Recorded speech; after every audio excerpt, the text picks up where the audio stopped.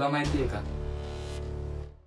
आपल्या पृथ्वीवर असं एक शिखर आहे ज्यावर आजपर्यंत कोणी चढू शकले नाही. ते म्हणजेच कैलाश पर्वत. हिंदूंसाठी हे भगवान शंकराचे निवासस्थान मानले.